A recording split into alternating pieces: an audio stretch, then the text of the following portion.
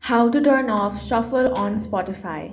In this video, I will guide you step by step on how you can turn off shuffle on Spotify. First of all, launch open the Spotify app. Make sure to log into your account. Now tap on the Your Library option. You will find all of your playlist over here. Simply open whichever you want. Now, you will find this green icon over here. It looks like the two crossed arrows. If the icon is green, then shuffle is turned on. Now to turn it off, you simply want to tap on that. Here it's going to say that you need Spotify Premium to control how you listen. So if you have Premium, you can simply tap on that and then turn shuffle off. But if you do not have Premium, then this feature will not be available.